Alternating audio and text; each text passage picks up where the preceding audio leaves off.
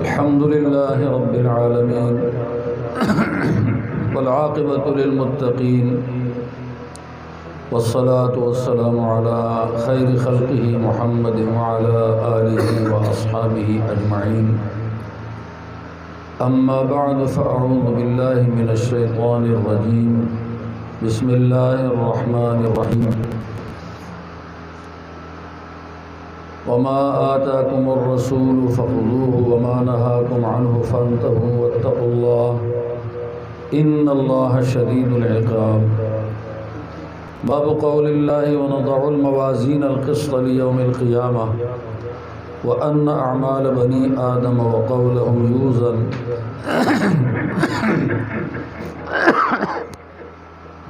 وقال مجاهد القسطاس العدل بالرومية ويقال القسط مصدر المقسط وهو العادل وأما القاسط فهو الجائر. وبه قال حدثنا أحمد بن أشكاب قال حدثنا محمد بن فضيل عن عمارة بن القعقاع عن أبي زرعة عن أبي هريرة رضي الله تعالى عنه قال قال النبي صلى الله عليه وسلم كلمتان حبيبتان إلى الرحمن خفيفتان على اللسان ثقيلتان في الميزان سبحان الله وبحمده سبحان الله العظيم. صدق الله وصدق رسوله النبي الكريم ونحن على ذلك لمن الشاهدين والحمد لله رب العالمين. اللهم صل على سيدنا ومولانا محمد وبارك وسلم. الہی مطلع انوار رحمت ساز جانمرا الہی مطلع انوار رحمت ساز جانمرا کلید مخزن انوار دل گردہ زبانمرا. معزز سامعات اور معزز سامعین اور گرامی قدر علماء کرام اور میرے معاشرہ کے معزز ساتھیوں اور دوستوں،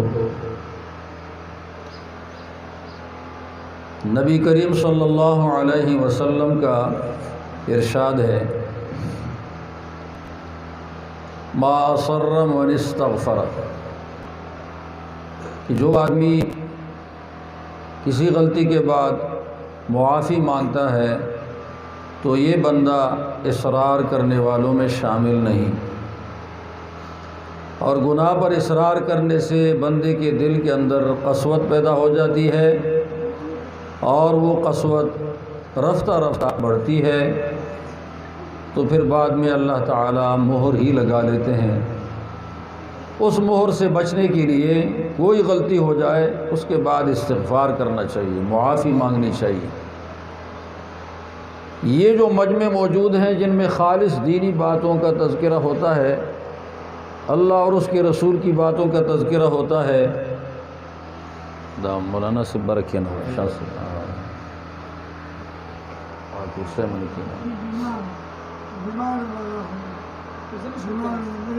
تکیہ اور تکیہ دے.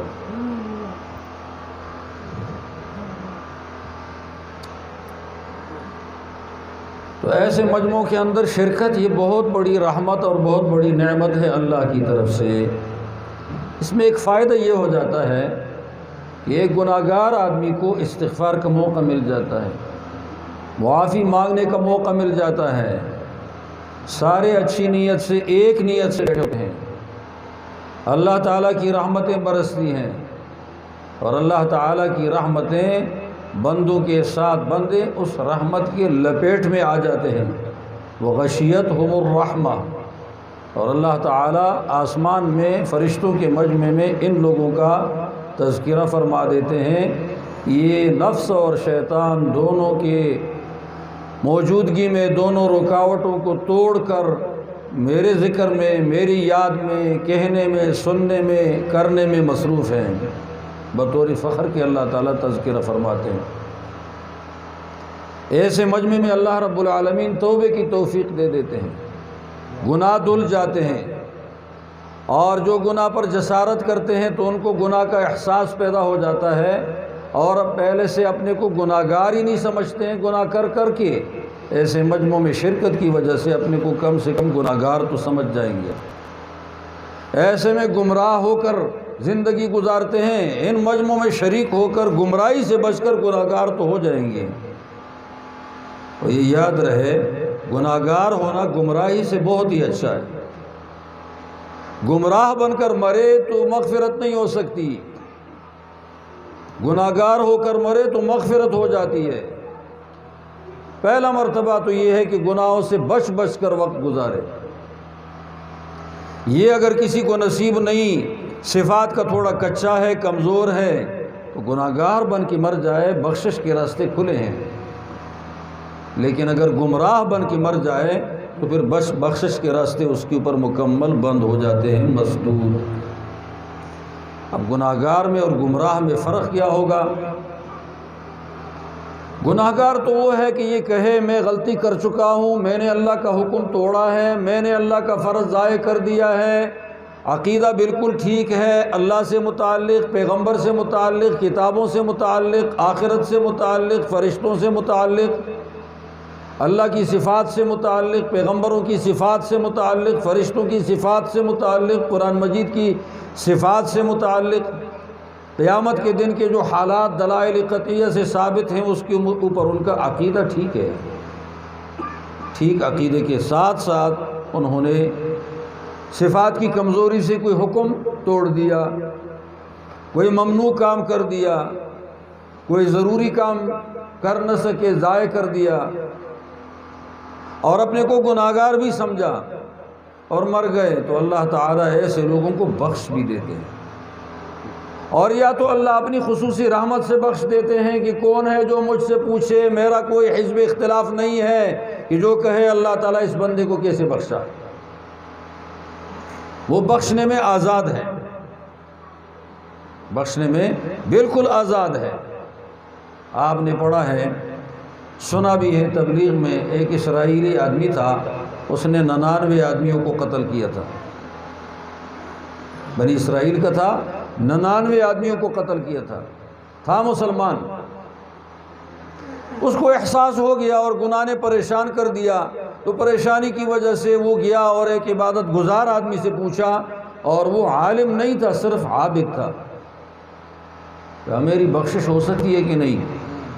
علماء کو تو اللہ کی رحمت کی وسعت کا پتہ ہے، کتابوں کی روشنی میں، عوام کو تو پتہ نہیں ہے۔ وہ عبادت گزار تھا، اور اکثر عبادت گزار زیادہ تنگ نظر ہوتے ہیں۔ انہوں نے اس کو بتا دیا، صاحب آپ کا گناہ معاف نہیں ہو سکتا، 99 کے قاتل ہو۔ وہ آدمی اپنے حالات کا مجبور تھا، اتنا پریشان تھا، اس کو بھی قتل کر دیا۔ سو ہو گئے، پھر پریشانی،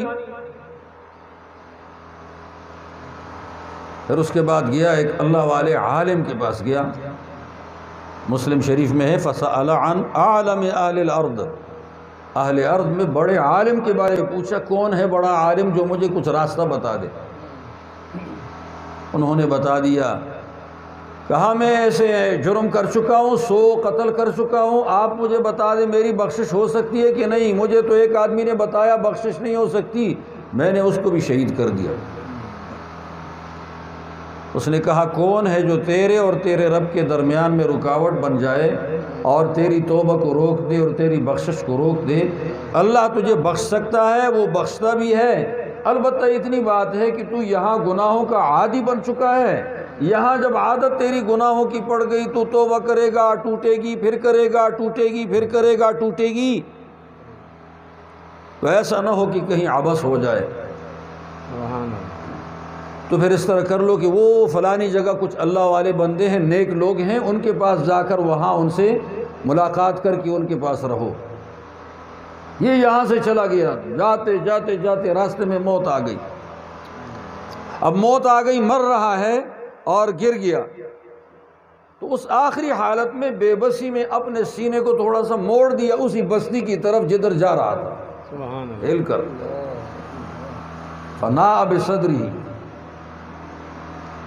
اللہ تعالیٰ کے پاس فرشتے گئے، دوزخ لے جائے، جنت لے جائے۔ دوزخ والے کہہ رہے ہیں اللہ تعالیٰ 100 آدمیوں کا قاتل ہے، جنت والے کہہ رہے ہیں توبہ کر کے جا رہا تھا، نیک لوگوں کی رفاقت اور صحبت کے لیے جا رہا تھا۔ نیکوں کی رفاقت اور صحبت بہت بڑی نعمت ہے، اسی میں بندے کو توبے کی توفیق ہوتی ہے، نیکوں کی رفاقت میں توبے کی توفیق ہوتی ہے۔ اپنے کو آئینہ میں پیش کر لیتا ہے تو آئینہ میں گناہ اپنے نظر آ جاتے ہیں۔ جب برے آدمی کو آئینہ بناؤ گے تو پھر گناہ ہی نظر نہیں آئیں گے، پھر اس آدمی کو آئینہ بنایا، عادت بڑھے گی گناہگار بن جائے گا۔ لیکن اگر صاف آئینہ رکھ دیا تو پھر اس صاف آئینے میں اپنی غلطی نظر آ جائیں گی۔ اللہ میں بڑے بڑے اللہ والوں سے ملنے کا موقع تبلیغ میں بھی ملا، ویسے بھی ملا، مجھے اپنی بہت ساری غلطیاں بڑے اللہ والوں کے ساتھ اٹھنے سے معلوم ہو گئی۔ تو اگر وہ نہ جاتا میں ان کے پاس تو میری وہ غلطیاں مجھے معلوم نہ ہوتی۔ کچھ استاذوں کی زندگی سے صلحاء کے سامنے بیٹھا تو ان کی زندگی سے وہ غلطی مجھے معلوم ہو گئی، یہ کام مجھے نہیں کرنا چاہیے، بڑے لوگوں میں تو یہ نہیں ہے۔ مصیبت یہ ہے کہ آج کل ہمارا سب سے زیادہ واسطہ عوام کا گندے سے گندے آدمی کے ساتھ ہوتا ہے۔ آئینہ خراب ہے تو پھر خراب آئینہ میں اپنا گناہ نظر تو نہیں آتا، صاف آئینہ میں گناہ نظر آ جاتا ہے، اور صاف آئینہ ہم نے کبھی تلاش ہی نہیں کیا۔ صاف آئینے کو تو ہم گالی دے رہے ہیں، ہمارے اوباش لوگ گالی نہیں دے رہے۔ ہوٹل اسی سے آباد ہے، دکان اسی سے آباد ہے، دفتر اسی سے آباد ہے۔ آئینہ خراب ہے ہمارا۔ وہ آدمی، اللہ تعالیٰ نے یہ فرمایا کہ تم جاؤ ایسا کرو، ناپنا شروع کر دو، جدھر سے گیا ہے مرنے کی جگہ تک بھی ناپو، اور مرنے کی جگہ سے اس بستی تک بھی ناپو۔ جو جگہ ہو گئی کم یہ اسی طرف کا ہے، جو ہو گئی زیادہ یہ اس طرف کا نہیں ہے۔ حقیقت حال میں جہاں سے جا رہا تھا مرنے کی جگہ تک یہ جگہ تھی کم، اور مرنے کی جگہ سے لے کر آگے وہ صلحاء کی بستی تک کی جگہ تھی زیادہ۔ حق کیا بنتا تھا کہ یہ دوزخیوں میں شمار ہو جائے، کیونکہ یہ تو اس جگہ تک راستہ زیادہ ہے اور مرنے کی جگہ تک کا راستہ کم ہے جانے کی جگہ سے۔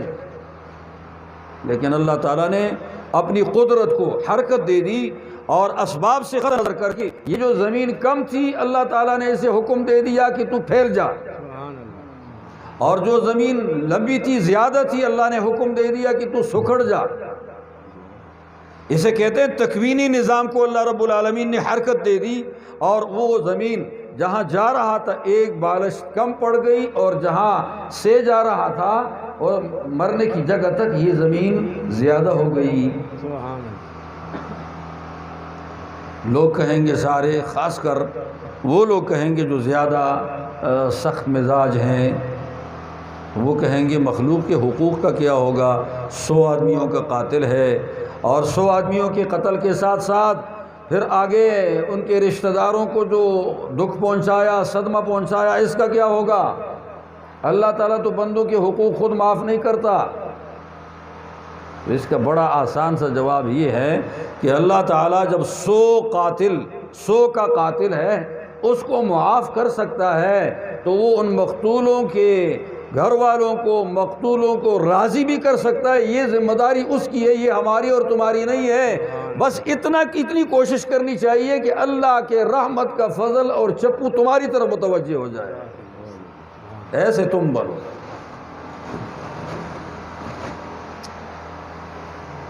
اگر رحمت کا چپو تیری طرف متوجہ ہو گیا اور تجھ میں کوئی خوبی تھی اور کچھ بلائی تھی تو یہ قتل بھی معاف ہو جائیں گے، اور اگر اللہ تعالیٰ کی طرف سے حساب کا چپو متوجہ ہو گیا تو پھر بڑے بڑے عمل کرنے والے بھی غرق ہو جائیں گے۔ اللہ کیا ہے، پکڑنے پہ آ جائے، پوچھنے پہ آ جائے تو کسی کا راستہ آزاد نہیں ہو سکتا۔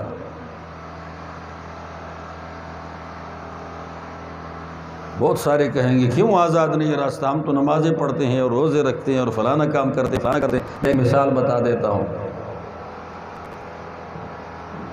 میں 4000 کا سوٹ دے دوں اور درزی کو دے دوں اور اس کو کہوں درزی صاحب میرے لیے یہ سوٹ سلائی کرو، اور یہ سلائی ایسا کرو کھلے آستین ہوں اور میرے انگوٹھے کے جڑ تک، پہلے پورے تک آستین پہنچتا ہو، اور میرے پانچا سادے 7.5-8 انچ کا ہو، اور اسی طرح سلوار کشادہ ہو، قمیص کشادہ ہو، دامن برابر ہو، درزی نے آگے اپنا کام شروع کر دیا ہے 4000 سوٹ کے اندر، اور اس نے اس میں کیا کام کیا؟ ایک آستین تو انگلی کے پورے تک پہنچ رہا ہے آخر تک، اور دوسرا آستین ہے وہ کلائی میں گھڑی کی جگہ تک پہنچ رہا ہے۔ ایک آستین کشادہ بنا دیا، دوسرا کاپ والا بند بنا دیا، اور ایک دامن لمبا ہے دوسرا دامن چھوٹا ہے، سلوار کا ایک طرف کشادہ ہے دوسرا طرف پتلون بنا دیا ہے، اور 750 روپے اس کی اجرت ہے۔ کیا خیال ہے یہ 750 روپے مجھ سے لے گا؟ آپ کے ساتھ ایسا ہو جائے 4000 کا جوڑا ہے، 750 روپے کے اندر خراب کر دیا، نیم درزی خطرہ تھان، نیم ملا خطرہ ایمان، یہ تو تھان کا خطرہ ہے، نیم حکیم خطرہ جان، تباہی، یہ تو مسئلے خراب ہو گئے۔ آپ بھی کہو گے حق یہ بنتا ہے کہ وہ آدمی 4000 مجھے چٹی دے دے، 750 میں نہیں دوں گا اس کو، 4000 کی چٹی لوں گا۔ شریعت بھی یہی کہتی ہے کہ 4000 کی چٹی دے دے۔ جب یہ سلائی کر نہیں سکتا تھا اس نے بورڈ کیوں لگایا، مشین کیوں وہاں رکھی ہے؟ اس لیے دعوت دے رہی ہیں، تو یہ جب ٹھگ تھا یا ایسے طریقہ نہیں آتا تھا، یہ ایسا کام کیوں کر رہا تھا؟ حق یہ ہے کہ میرے 4000 واپس کر دے مجھے۔ یہ بات سمجھ میں آ گئی؟ اللہ نے احکامات بھیجے ہمارے سامنے، اللہ تعالیٰ کی مثال ہے، وہ اللہ تعالیٰ نے سوٹ دے دیا، سوٹ 4000 والا۔ نماز ایک سوٹ ہے، روزہ ایک سوٹ ہے، حج ایک سوٹ ہے، اس کا پورا طریقہ اللہ نے بتا دیا۔ یہ اتنے فرائض ہیں، اتنے واجبات ہیں، اتنی سی سنت ہیں، اتنے مفسدات ہیں، اتنے مکروہات ہیں۔ معاملات میں بتا دیا اپنے احکامات کا پورا خاکہ، معاشرت میں بتا دیا اپنے احکامات کا پورا خاکہ، سیاست میں بتا دیا اپنے احکامات کا پورا خاکہ، اور وہ خاکہ ہم نے بگاڑ دیا۔ ہماری مثال اس غلط درزی کی ہو گئی، ہم نے بگاڑ دیا۔ نماز پڑھنے کا کیا حکم دیا تھا، ہم نے کچھ اور پڑھا۔ روزہ رکھنے کا کیا حکم دیا تھا، ہم نے کچھ اور رکھا۔ زکوٰۃ دینے کا کچھ اور حکم دے دیا تھا اللہ تعالیٰ نے، ہم نے چرسیوں کے چرس خرید لیے زکوٰۃ کے مال سے، ہیروئن والوں کو ہیروئن خرید کے دے دی۔ کیا خیال ہے زکوٰۃ ادا ہو جائے گی؟ گناہ میں تعاون پہ زکوٰۃ ادا ہو جائے گی؟ یہ ضروریات کے لیے، عیاشی کے لیے تو نہیں ہے زکوٰۃ۔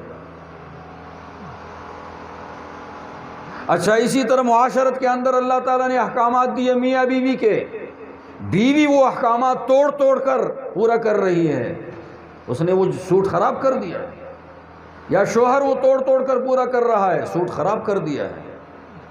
ماں باپ کے درمیان میں ہے، باپ اور ماں کی عزت نہیں کر رہے بیٹے، سکھ نہیں پہنچا رہے ہیں، دکھ میں ہیں۔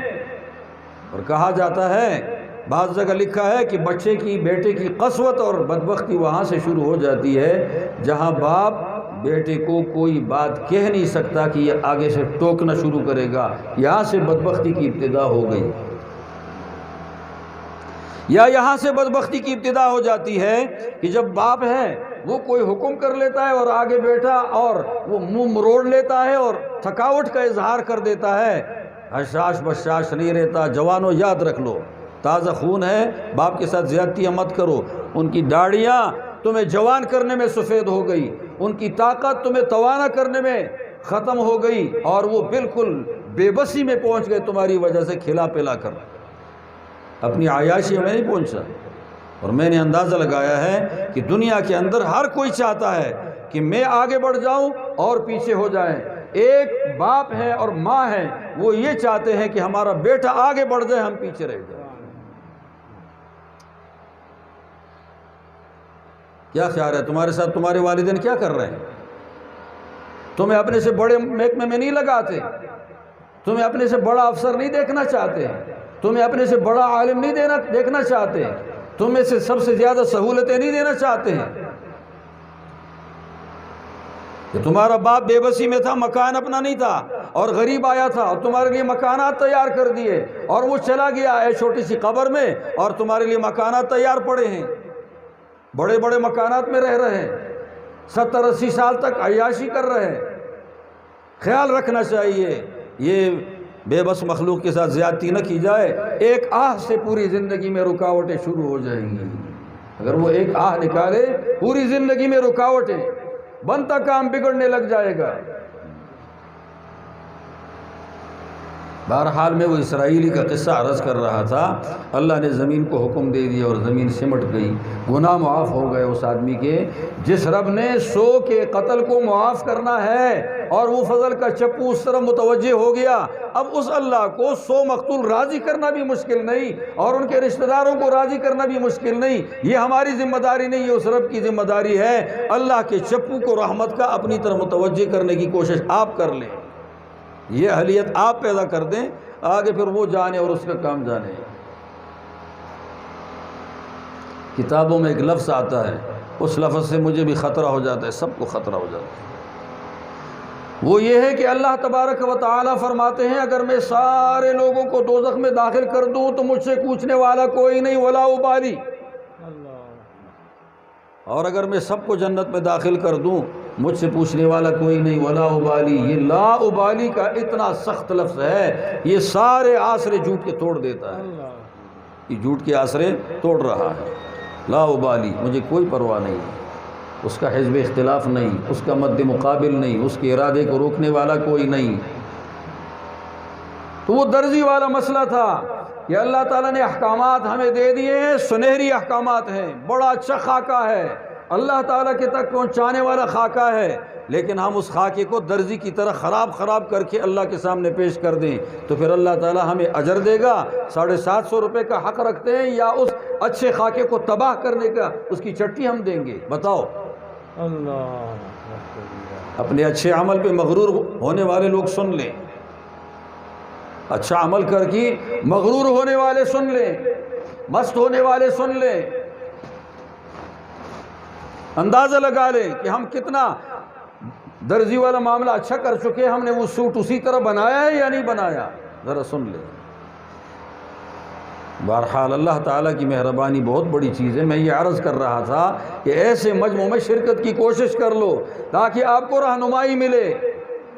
وہ عالم سے پوچھا، توبہ ہو گئی، اوروں کی جان بچ گئی، اور جاہل سے پوچھا تو جاہل نے اپنی جان بھی مروا دی۔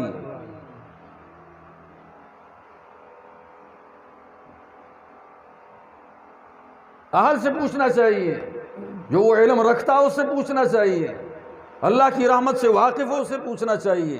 قیامت کے دن نبی کریم صلی اللہ علیہ وسلم، ساری مخلوق پریشان ہے، حدیث شفاعت پڑھی ہے نا، آدم علیہ السلام کے پاس جائے گی، مومن کہیں گے بڑے بابا کے پاس جاتے ہیں، اگر وہاں سے کوئی راستہ نکل آئے، بڑے بابا کہیں گے میں اس میدان کا آدمی نہیں ہوں، لست ہناکم، میں اس میدان کا آدمی نہیں ہوں، وہ جنت میں تھا، شیطان نے دھوکے شوکے دے دیے اور میں جنت سے اتر گیا، میں اور میری بیوی، اب میں سفارش کے میدان میں آ نہیں سکتا کہ اللہ تعالیٰ پوچھے مجھ سے تم نے کیا کیا، اترے تھے جنت سے اور کھا گیا، میں نے منع کیا تھا اور اب سفارش لوگوں کے لیے کر رہے ہو۔ سفارش کرنے والا گناہگاروں سے تو پاک ہونا چاہیے۔ یہ انبیاء ہیں جو اپنے آپ کو قابل ملامت سمجھتے ہیں، پاک ہو کر بھی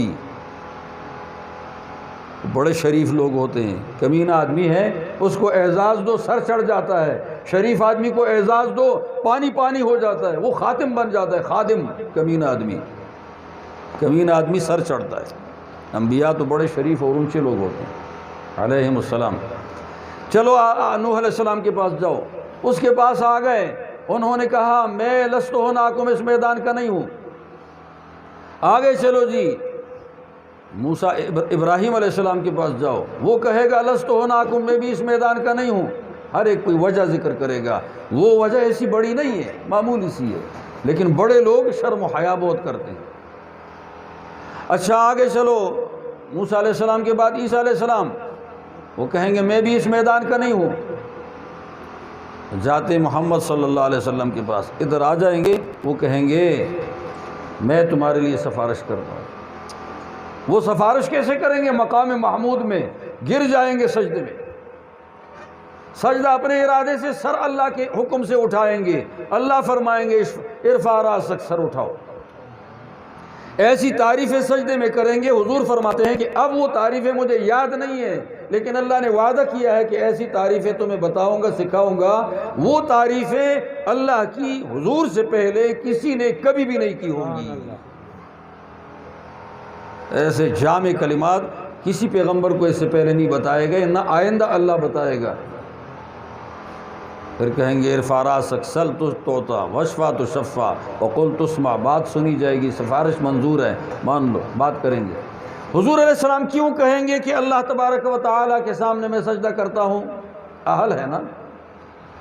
اسے معلوم ہے رب کی صفات جو باقی پیغمبروں کو اتنی معلوم نہیں جو حضور علیہ السلام کو معلوم ہے، کہ میرا رب ہے وسیع رحمتوں والا. اس لیے ہمارے پیغمبر نبی التوبہ ہے، نبی الرحمہ ہے. ان کو اپنے رب کی اتنی صفات کا علم ہوگا اور اتنا گہرا اور دور رس علم ہوگا، وہ کہیں گے کہ ایسے موقع پہ اللہ تعالیٰ سفارش یہ رد نہیں کریں گے، قبول کریں گے. یہ حسن ظن ہے.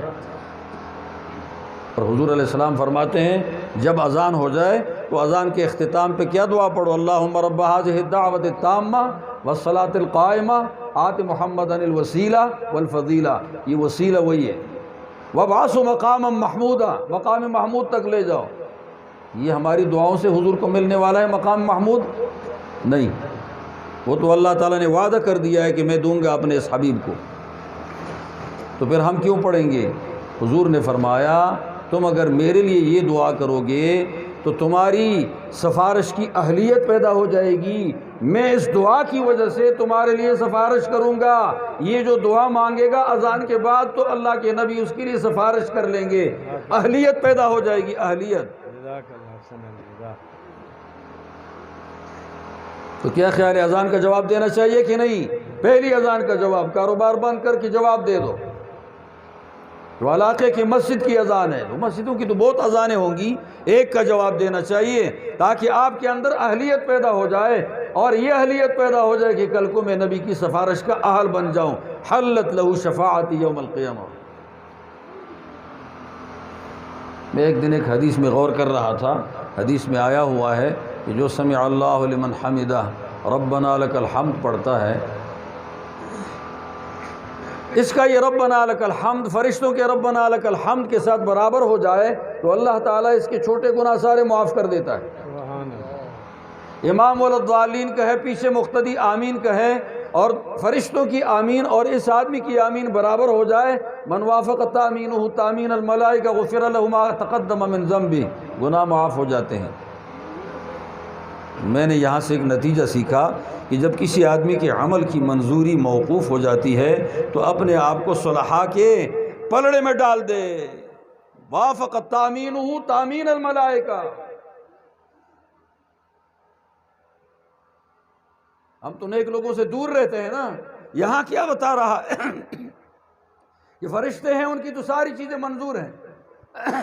ہمارے ساتھ نفس سے کچھ منظور کچھ مردود، لیکن اگر ہم اپنی عادتیں فرشتوں کے ساتھ برابر کریں گے، صلحاء کے ساتھ برابر کریں گے، اللہ والوں کے ساتھ برابر کریں گے، تو ہمارا ان کے ساتھ مکس ہو کر مل کر کام کرنا یہ ہماری بخشش کا سبب ہے. غفر لہ ما تقدم من ذنبہ. وہ کتاب میں لکھا ہوا ہے کہ ابراہیم علیہ السلام گرگٹ کو قتل کرو. یہ گرگٹ ہے نا، اس کو مارو. یہ ابراہیم علیہ السلام پر یہ آگ پھونک رہا تھا تیز کرنے کے لیے. یہ بخاری شریف میں اسی حصے میں موجود ہے، اس میں نہیں، پہلے حصے میں. سب سلنڈر اس کو مارو جی. ابراہیم علیہ السلام پر پھونک رہا تھا. اس کے پھونک سے آگ تیز ہوتی ہے؟ بتاؤ، تیز ہو سکتی ہے؟ لیکن اپنی بدبختی کا اظہار تو کر لیتی ہے نا. تو اپنی نیک بختی کا اظہار کرو، صلحاء کے ساتھ ہو جاؤ. بدبختی کا اظہار کرو گے تمہارا اس کے ساتھ ہونے سے فائدہ کچھ نہیں ہوگا، اپنے کو بدبخت ضرور بنا دو گے. گرگٹ پہ قیاس کر لو، گرگٹ پہ. اپنی بدبختی تو طے ہو گئی نا کہ تم مارو، قتل کرو گے. اس نے ابراہیم علیہ السلام پر آگ تیز کرنے کے لیے پھونک ماری ہے اور پھونک سے فائدہ کچھ نہیں ہوا، لیکن اپنے آپ کو مردود مخلوق میں شامل کر دیا ہے.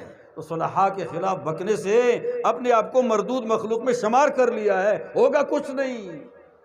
مدرسوں کے خلاف بکنے سے مدرسے بند نہیں ہوں گے، لیکن اپنے آپ کو ابو جہل اور ابو لہب اور فرعون اور عبداللہ ابن ابی میں شامل کر دیا، صاحب شامل کر دیا ہے۔ اور مدرسوں کے ساتھ تعاون کر لو تھوڑا بہت، اس سے بڑا کام نہیں بنے گا، لیکن آپ اپنے آپ کو اپنے لوگوں میں اور اچھے لوگوں میں شامل تو کر چکے ہو، یہ شامل کرنا بڑی بات ہے۔ رحمت بڑی وسیع ہے، لیکن اس کے لیے اہلیت بھی چاہیے۔ میں ایک جگہ بیان کر رہا تھا، میں نے کہا مولانا انور شاہ کشمیری کا علم ایسا، فلانے کا علم ایسا، فلانے کا علم ایسا، فلانے کا علم ایسا، بڑے بڑے علماء کی علم کی پختگی کچھ بتا رہا تھا۔ وہ آخر میں ایک لفظ میں نے کہہ دیا، یار تم بھی ایسے بنو، لیکن ایسے نہیں بن سکو گے۔ سانچہ انور شاہ کشمیری کا تیار کرو، سانچہ حسین احمد مدنی کا تیار کرو، سانچہ شیخ الہند کا تیار کرو، سانچہ شاہ ولی اللہ کا تیار کرو۔ سانچہ جانتے ہو؟ سانچہ بلاک بڑا اچھا ہے، لیکن سانچہ اس سے اچھا ہے، تب اس نے اچھا بلاک بنا دیا ہے۔ اگر آپ بلاک بنا رہے ہیں اور سانچہ خراب ہو تو اچھا بلاک نہیں آئے گا۔ ہم سانچہ ابو جہل کا بناتے ہیں اور امید رکھتے ہیں ابو بکر کی۔ سانچہ ابو جہل کا ہے اور امید کس کی ہے؟ ابو بکر کی ہے کہ ہم اس کے حمایتی ہو جائیں۔ سانچہ بنا رہے ہیں عبداللہ ابن ابی بن سلول کا، اور امید ہے صحابہ کے ساتھ اٹھانے کی، اور جو جس کام کو اپنائے گا ان کے ساتھ اٹھایا جائے گا۔ یہ اپنے اختیار سے نہیں اٹھے گا، یہ تو اللہ اٹھائے گا اس کو۔ سانچہ ٹھیک کرو، اور سانچہ کیسے ٹھیک ہوگا؟ ایسی مجلسوں میں شریک ہو۔ سانچہ کیسے ٹھیک ہوگا؟ اہل حق سے، اچھے لوگوں سے عقیدت اور محبت رکھو، ان پہ خرچے کرو، اپنے بچوں کو ان کے ساتھ ملاؤ، اور لے جا کر کہو جی ان کے لیے دعا کرو، سر پہ ہاتھ رکھ دو۔ وہ ہاتھ رکھنے والا چلا جاتا ہے قبر میں، لیکن اس کے ہاتھ کی برکتیں زندگی کے آخری دن تک بھی ہوتی ہے۔ ہاں،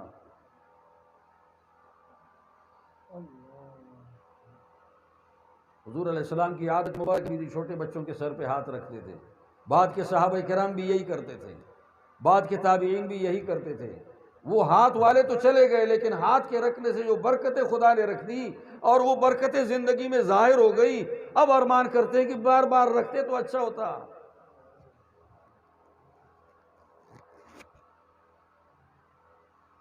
یہ دل دماغ کیا سنبھال چکا ہے، اس بات کو دیکھنا ہے۔ کس کے دل دماغ میں وحی پڑی ہوئی ہے اور کسی کے دل دماغ میں خرافات پڑے ہوئے ہیں، تو دونوں کا ہاتھ برابر نہیں ہے۔ کسی کے دل دماغ میں خوف الہی ہے، کسی کے دل دماغ میں بدماشی ہے، یہ دونوں کے ہاتھ پیر اعضاء برابر نہیں ہیں۔ ایک کی ٹینکی میں سارا گن پڑا ہوا ہے، ہر ٹوٹی سے گن نکل رہا ہے، اور دوسرے کی ٹینکی میں وحی پڑی ہوئی ہے، ہر ٹوٹی سے وحی کے اثرات ظاہر ہو رہے ہیں۔ دل تو ٹینکی ہے نا، تو ٹینکی میں دودھ ڈالو، ہر ٹوٹی سے کیا نکلے گا؟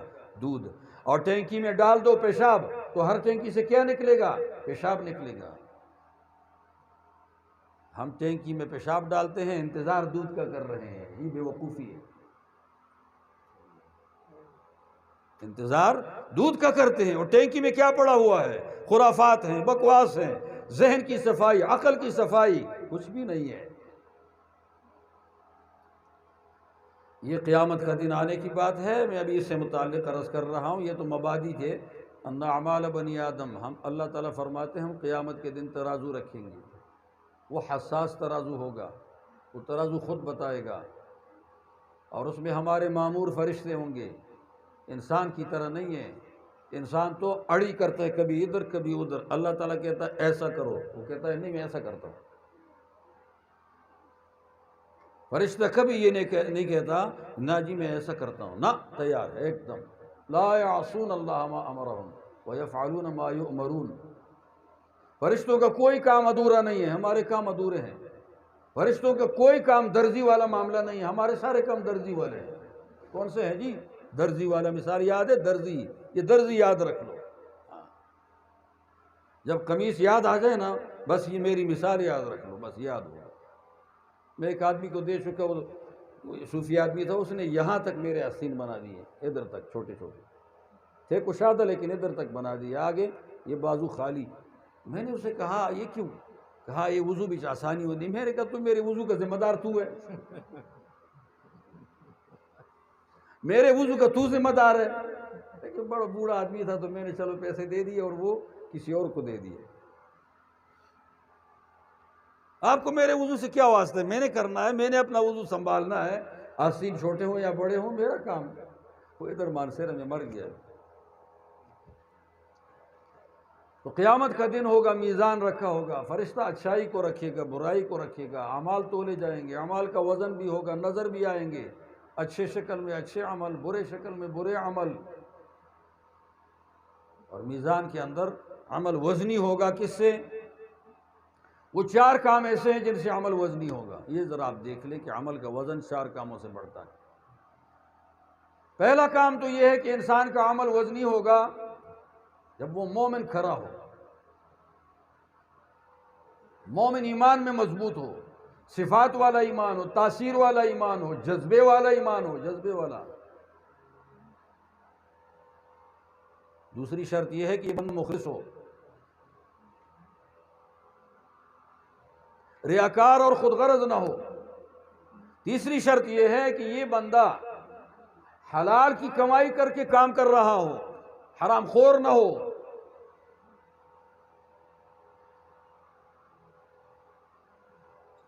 سود خور کو کہا گیا ہے کہ قیامت کے دن یہ خالی ہاتھ ہوگا۔ وہ خالی ہاتھ کیوں ہوگا؟ وہ بھی تو نماز پڑھتے ہیں سود خور۔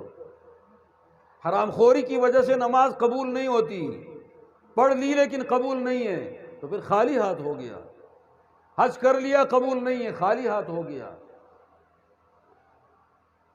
بھلائیاں کر لی لیکن حرام کا خون ہے تو خالی ہاتھ ہو گیا۔ ظلم کا کھاتا ہے، رشوت کا کھاتا ہے، خیانت کا کھاتا ہے، سود کا کھاتا ہے۔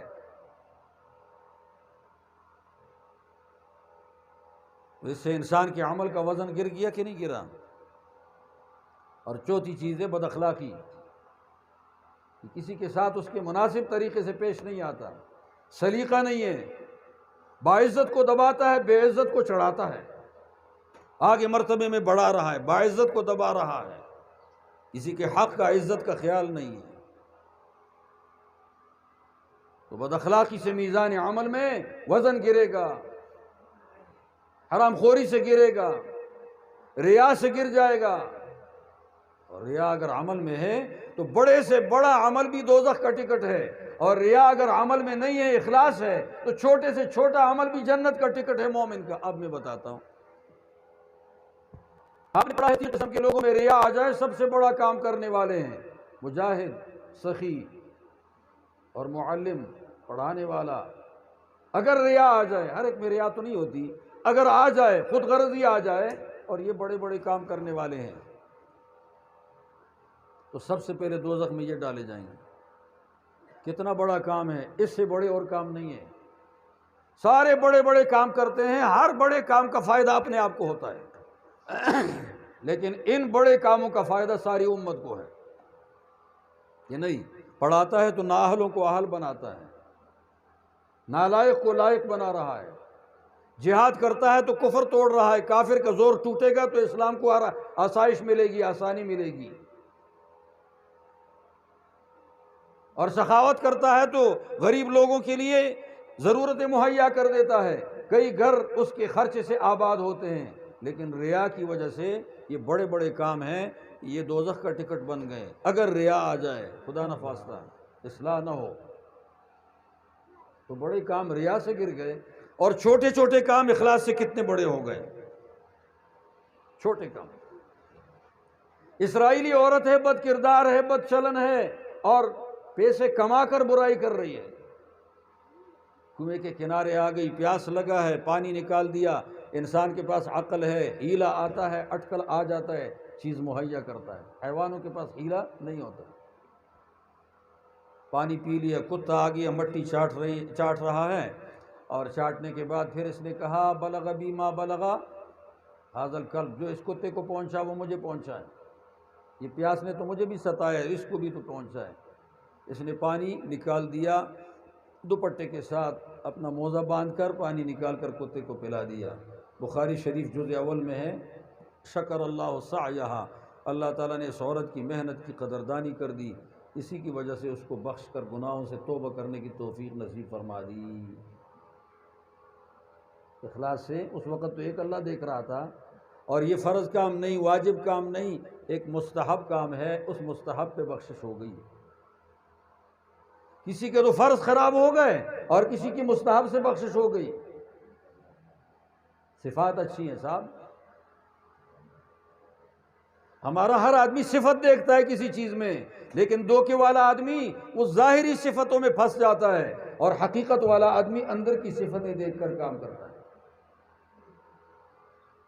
ایک آدمی گزر رہا تھا، حضور نے کیا فرمایا؟ ما تقولون فی ھذا، کیا رائے ہے؟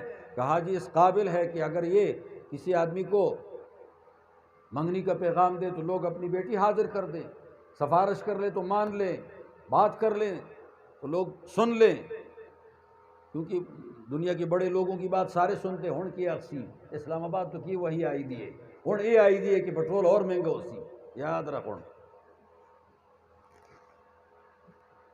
نہیں وہی یہی ہے، پٹرول بھی مہنگا ہو سی، ہر شے مہنگی ہو سی، خاص کر جس نے تعاون کیا اس پر اور اللہ زندگی تنگ کرے گا۔ اس نے اللہ کے احکامات سے اعراض کر دیا، اللہ کا وعدہ ہے زندگی تنگ کروں گا۔ جنہوں نے ساتھ نہیں دیا اس کی زندگی آزاد رہے گی انشاءاللہ، خدا کی فضل سے میری بالکل آزاد رہے گی۔ ہاں جو ساتھ دیتا ہے اللہ اسی کو اس کے لیے عذاب بناتا ہے، وہ تو بنائے گا اللہ تعالیٰ۔ بہرحال میں وہ عرض کر رہا تھا، اس کا اللہ نے اس کی قدردانی کر دی اور اس عورت کو بخش دیا۔ فرض واجب کام نہیں تھا، ایک مندوب کام تھا، اتنا بڑا اجر مل گیا۔ صفات صاف کرو، صفات۔ دوسرا آدمی ہے کفن چور آدمی ہے، چوریاں کرتا رہتا ہے، اور اس نے بیٹوں سے کہا کیسا باپ ہو؟ کہا بڑے اچھے باپ ہو۔ کہا ایک وصیت کرتا ہوں، مانو گے؟ ہاں جی مانیں گے۔ پھر کہا وصیت کرتا ہوں، مانو گے؟ مانیں گے۔ پھر کہا یہ وصیت میری مانو گے؟ بار بار تاکید کر کے کہا مر جاؤں تو مجھے لکڑیاں جمع کر کے آگ میں جلا دو، آگ میں جلانے کے بعد پھر جب میں جھلس جاؤں تو پھر پیس دو، پیسنے کے بعد پھر جب ہوا والا دن آ جائے تو مجھے ہوا میں اڑا دو، دریا میں اڑا دو۔ اگر اللہ تعالیٰ کو قدرت ہو گئی تو مجھے ایسی سزا دے گا جو کبھی کسی کو دی نہیں ہے۔ یہ بندہ آپے سے باہر تھا، یہ اپنے گناہوں سے اتنا پریشان تھا کہ آپے سے باہر تھا۔ اللہ تعالیٰ نے سب کو حکم دے دیا، بچوں نے ایسا کر بھی لیا۔ پھر اس کے بعد کہا کیوں ایسا کیا ہے؟ تو کہا من خشیتک یا رب، اے اللہ تیرے خوف کی وجہ سے کیا، میں بہت ڈر رہا تھا، ڈر نے مجھے تنگ کیا تھا۔ اللہ نے بخش دیا اس کو۔ یہ چاروں کام کیے، یہ ٹھیک نہیں ہے، لیکن پیچھے صفت اچھی ہے تو یہ چاروں کام باعث بخشش ہو گئے، یہ معاف ہو گئے، پیچھے صفت اچھی تھی۔ اللہ کا خوف بہت بڑی صفت ہے، اس صفت کی وجہ سے اللہ رب العالمین چھوٹی موٹی غلطیاں بھی معاف کر دیتا ہے۔ یہ تو چھوٹی موٹی غلطی معاف ہو گئی، جھلسانے جلانے کی غلطی، راکھ بنانے کی غلطی، پھر اس کے بعد پیسنے کی غلطی، پھر اڑانے کی غلطی۔ لئن قدر اللہ میں علماء جانتے ہیں کہ اللہ کی قدرت میں اس کو شک ہو گیا تھا، حالانکہ شک نہیں تھا، وجہ اور موجود ہے، لیکن ایک لفظ کہہ دیا تھا، اللہ نے معاف کر دیا ہے۔ اللہ معاف کرنے والا ہے۔ صفات پہ محنت کرو۔ آپ بہو تلاش کرتے ہو، صفات اچھی ہو، تو پھر یہ کیوں نہیں کہتے کہ ہم جنت میں دلہن بن جائیں، ہماری صفات جنت والی ہو؟ دوزخ میں تو کوئی دلہن نہیں بنے گی، تو صفات دوزخیوں کی اور ارادہ جنت کا۔ جانا گلگت کو ہے اور سوار ہو گیا کراچی کے بس میں، یہ گلگت پہنچے گا؟ یہ تو برعکس جا رہا ہے۔ صفات پہ محنت کر لو، ہر گھر میں ماں باپ دونوں مل کر اولاد کی تربیت کر لیں تاکہ وہ صفات والے ہو جائیں۔ ماں باپ کی تربیت انسان کو انسان بناتی ہے، اسے شفقت ہوتی ہے۔ وہ پولیس والوں کی تربیت کی طرح نہیں ہے، وہ بادشاہوں کی تربیت کی طرح نہیں ہے۔ بادشاہ تو پیسے کے غلام ہیں، جہاں سے مل جائے لوگ تباہ ہوتے ہیں، جو کچھ ہوتا ہے وہ تو کہتا ہے ہیروئن بیچو، ہمیں پیسے دے دو، تباہ کرو لوگوں کو۔ ماں باپ والی تربیت، اپنی اولاد کی خود تربیت کر لو۔ یہ ہماری اولاد موجود ہے، مدرسوں میں پڑھتی ہے، مختلف جگہوں میں پڑھتے تھے میرے۔ میں نے آخری سال اپنے ہر بچے کا یا 2 سال اپنے پاس رکھا ہے تاکہ میں ان کو سمجھا سکوں کہ میرے ساتھ وقت گزارنا ہے تو تم ذرا تربیت پہ آ جاؤ۔ باہر پڑھو گے شاید وہ میری مرضی کی بات نہیں ہوگی، تو میں اپنی مرضی کے مطابق شریعت کا حکم آپ میں دیکھنا چاہتا ہوں، اپنے اندر بھی آپ میں بھی، یہ کوشش کرو۔ خود تربیت کرو اپنی اولاد کی، اور پہلے دن سے تربیت ہوتی ہے۔ یہ مائیں موجود ہیں، خواتین موجود ہیں، اولاد کی تربیت خود کرو، ان کو حیا میں رکھو، ان کو عزت میں رکھو، ان کو غیرت میں رکھو، ان کو صفات حسنہ میں رکھو۔ پرانے زمانے میں اچھے باپ دادے تھے، ان کی نشانیاں گھروں میں پڑی ہوتی تھی اور کہتے تھے یہ ہمارے باپ کی تلوار ہے، تو ہمارا باپ مجاہد آدمی تھا اور بہادر تھا۔ اب تو وہ چیزیں چلی گئی، اب باپ کے سامنے، اولاد کے سامنے باپ کی کیا نشانیاں آئیں گی؟ یہ پیو دا زبردست موبائل ہے جڑیاں وہ کی دیکھتا سا، گانے دیکھتا سا، تو بچ دوئی شے دیکھتا سا، وہ جڑ کے وہ ڈرامے دیکھتا سا، اولاد کو وہ چیز چھوڑ دی۔ تو غیرت چھوڑنی چاہیے۔ ہمارے باپ دادے سخی تھے، وہ بڑے بڑے دیگ ہوتے تھے اور وہ لوگوں کو کھانے کھلاتے تھے۔ ابھی کتے، چور کتے کو اس کا گھر معلوم نہیں ہے، تو اولاد کیا سیکھے گی؟ وہ بڑوں کی اچھی عادتیں سکھانی چاہیے تاکہ تمہارے اوپر بھی ماں باپ فخر کر دیں اور تمہاری اولاد فخر کر دے آئندہ ہمارے باپ کا یہ بقایا موجود ہے۔ زبیر کی تلوار 4000 کی بکی ہے اور 100 روپے اس کی قیمت نہیں تھی۔ کیوں 4000 کی بکی ہے؟ زبیر مجاہد تھا، مجاہد کی تلوار کی قیمت زیادہ ہو گئی، لوگوں نے کہا ہمارے پاس یہ سعادت ہونی چاہیے۔ کوشش کرنی چاہیے میزان عمل میں وزن بڑھا دیں۔ تو قرآن مجید نے بتا دیا، آگے حدیث بتا رہی ہے، کلمتان حبیبتان الی الرحمن، دو عظیم الشان کلمے اللہ کو بڑے پسند ہیں جی۔ وہ کلمے کیا ہیں؟ بہت آسان ہیں۔ خفیفتان علی اللسان، زبان پر بڑے آسان ہلکے ہیں۔ ثقیلتان فی المیزان، ترازو میں بڑے بھاری ہیں۔ ایک بات یاد رکھنی چاہیے، ہر جگہ میں کہتا ہوں، ترازو میں زیادہ بھاری ہیں، ترازو میں زیادہ بھاری ہیں، ہر کسی کے بھاری نہیں ہے۔ جو آدمی صفات کا بھاری ہے اس کے ترازو میں یہ کلمے بھاری ہے، جو صفات کا خراب ہے، ہلکا ہے، اس کے یہ کلمات وزن ہی نہیں رکھتے۔ عبداللہ ابن ابی کلمہ پڑھتا تھا، وہ یہ کلمات نہیں پڑھتا تھا، اس نے نماز نہیں پڑھی، حضور کے پیچھے پڑھی ہے، لیکن اس کی ساری نمازیں وہ اس کے ماتھے پہ ماری گئی۔ صفات کا خبیث تھا، صفات کا گندہ ہو تو اچھا عمل فائدہ نہیں دیتا۔ حضور کے پیچھے پڑھتا تھا نمازیں، لیکن سب نمازیں رد ہیں، فراڈی تھا، یہودیوں کا ایجنٹ تھا۔ اس زمانے میں یہودیوں کا ایجنٹ تھا باقاعدہ، ان کے لیے راستہ ہموار کرتا تھا۔ مسجد زرار بنائی تھی، مسجد نبوی کو کمزور کرنے کے لیے مسجد زرار بنائی تھی، جسے آگ لگائی حضور علیہ السلام نے مسجد کے نام سے۔ خیال آ گیا؟ مسجد کو آگ لگائی تھی مسجد نبوی کو کمزور کرنے کے لیے۔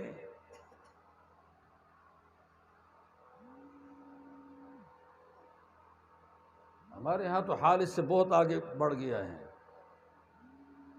آگ لگائی، اور اس میں ابو عامر کو بٹھانے کا ارادہ تھا کہ یہ ہمارا چودھری ہوگا، جیسے مسجد نبوی میں حضور مشورہ کرتے ہیں اور فیصلہ کرتے ہیں، تو یہاں پر ہم حضور کے فیصلے کے توڑ کے لیے فیصلہ کریں گے، اور یہ آدمی بیچ میں بیٹھا ہوگا۔ ابو عامر حنظلہ غسیل الملائکہ کا باپ مشرک تھا، نصرانی تھا، تو اس نے بھی تو یہ کلمے پڑھے ہیں۔ ان کے کلموں کا وزن ہے؟ آدمی کا جو وزن نہیں ہے، کلمے کا کیا وزن ہے؟ آدمی کا جو وزن نہیں ہے۔ وہ مردے کے پیٹ میں گڑ گڑ ہوتا ہے، زندے کے پیٹ میں ہوتا ہے نا۔ یہ آدمی زندہ ہے تب گڑ گڑ ہو رہا ہے، وہ مردہ ہے تو اس کے پیٹ میں کیا مرچی ڈالو کیا گڑ گڑ ہوگا؟ وہ آدمی اور آدمی کا فرق ہے۔ فالج زدہ آدمی ہے، تم کشتی کرنے کے لیے اس کو کھڑا کر دو، کشتی کرو، اس کی کشتی اندر زور نہیں ہے۔ ایک پہلوان کر لے گا، سب کو گرا دے گا۔ انجینئر اور عام مستری برابر نہیں ہے۔ عام مستری اینٹ کو اینٹ پہ رکھ لیتا ہے، بس اسی کا مستری ہے، اور گرمالا وغیرہ کا کام کر لیتا ہے، چلو جی مکان تیار ہو گیا، معمولی سے جھٹکا زلزلے کا ہو گیا، مکان تلپ پائے گا۔ انجینئر نے بنایا ہے، اس کے اندر زور ہے، طاقت ہے، اور اس کے اندر قوت ہے، تو فعل تابع فاعل ہے۔ انجینئر کا کام بڑا زور رکھتا ہے، لوگ تماشے کے لیے آتے ہیں، اور عام مستری کے کام ہے اس کے گرنے کے بعد تماشے کے لیے آتے ہیں۔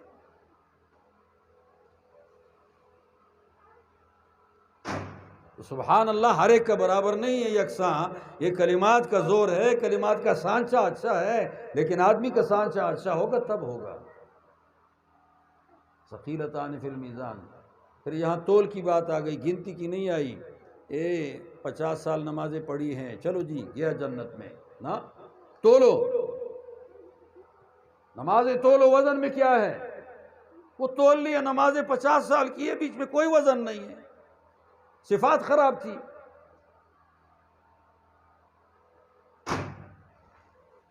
کھوٹی کرنسی لے گیا ہے، کرنسی تو ہے لیکن کون سی ہے؟ کھوٹی کرنسی ہے، تو مایوسی میں واپسی ہو جائے گی دوسرے رخ پہ۔ اللہ بچائے۔ سبحان اللہ و بحمدی، سبحان اللہ العظیم، وہ کلمات یہی تھے۔ اب وقت ختم ہو چکا میرا، میں نے بھی